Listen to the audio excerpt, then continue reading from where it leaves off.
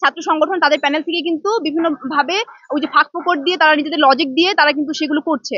এবং যখন এগুলো আবার তারা অ্যাড্রেস করছে যে শিবির যেভাবে করেছিল সেটি ঠিক হয়নি, বিধিমালা লঙ্ঘিত করেছে, কিন্তু তারপর আমরা দেখতে পাই যে আসলে প্রশাসন এই ব্যানার ফেস্টুন গুলো সরিয়ে নেওয়ার জন্য কোনো পদক্ষেপ নেয়নি। তো এটা আসলে একটা পক্ষপাতিত্বমূলক একটা আচরণ আমরা দেখতে পাচ্ছি। এবং আমরা এটাও বলতে চাই যে নির্বাচন কমিশন যখন প্রার্থীদের নিয়ে সিনেটে মিটিং এ করেছিলেন, সেই ক্ষেত্রে কিন্তু আমাদের কাছ থেকে কোনো কিছু শুনতে চাইনি। আসলে আমরা এরকম চাই শিক্ষার্থীদের আসলে ভোট দেওয়ার আগে তাদের আসলে প্রিভিয়াস যে হিস্ট্রি আছে, তারা আসলে কি মানে শিক্ষার্থীদের পক্ষে ক্যাম্পাসে কাজ করেছে কিনা। শুধু আমি 24-এর কথাই বলবো না, 24-এ অনেকে স্বতঃস্ফূর্ত অংশগ্রহণ ছিল, কিন্তু আমরা দেখতে পাই যে 24-এর আগে যখন ক্যাম্পাসে ছাত্রলীগ ছিল সেই সময়টাতেও কিন্তু তারা আসলে এসে তাদের অধিকার নিয়ে কাজ করেছে, তারা কারা আসলে জুলুমের শিকার হয়েছে সেই ব্যাপারগুলো তাদের বিবেচনায় আনতে হবে। এবং আসলে কারা মুখে বলছে এবং সেগুলো ইমপ্লিমেন্টেশনের দিকে যাচ্ছে সেগুলো দেখতে হবে। কারণ নারী শিক্ষার্থীরা বিশেষ করে যদি তাকায়, যখন বিভিন্ন প্যানেল তাদের নারীদের নিয়ে কাজ করার অঙ্গীকার দিচ্ছে, কিন্তু যখন প্যানেলের দিকে তাকিয়ে দেখছি শুধুমাত্র দুজন নারী কেন্দ্রীয় ভাবে লড়ছে, তো তারা আসলে কিভাবে পরবর্তীতে নারীদের নিয়ে কাজ করার মানে সুযোগ পাবে।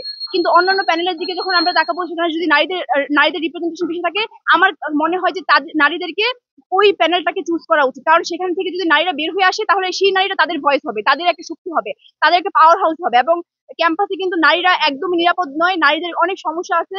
নারীদের এই সমস্যাগুলো সমাধান করার জন্য কিন্তু শুধুমাত্র নারীরা যদি কেন্দ্রীয়ভাবে উঠে আসে, তারা যদি মেইন স্ট্রিমিং এ আসে, তারা যদি পলিসি মেকিং এ তাদের নিজেদের মতামত দিতে পারে, নারীদের হয়ে যদি কথা বলতে পারে, তাহলে কিন্তু তারা ক্যাম্পাসে ভালো থাকবে।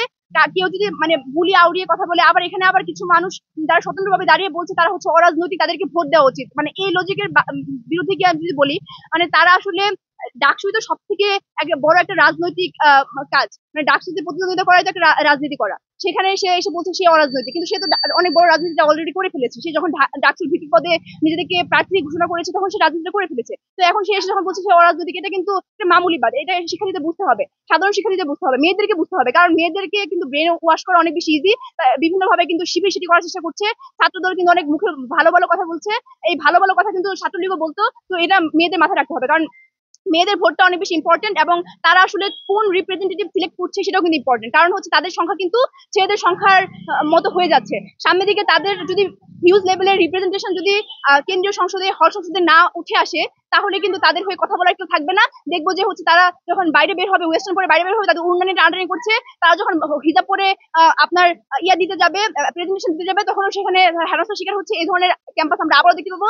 আমরা এরকম দেখতে পাবো যে আমরা আমাদের প্রফেসরদের দ্বারা হচ্ছে রাতের বেলা টেক্সট পাচ্ছি, কল পাচ্ছি, ভিডিও কল পাচ্ছি, তাদের দ্বারা আমরা হেনস্থার শিকার হচ্ছি। তো নারীদের আসলে ভয়েস গুলো সেন্ট্রালি আসা উচিত। তো এই জন্যই আমি মেয়েদের প্রতি উদাত্ত আহ্বান করবো, তারা যাতে হচ্ছে নারী নেতৃত্বকে বেছে নেয়। কারণ ক্যাম্পাসের সামনের দিকের অবস্থা কিন্তু আসলে ভয়াবহ হতে যাচ্ছে, তারা যদি আসলে যোগ্য ব্যক্তিকে যোগ্যভাবে ভোট যদি না দেয়।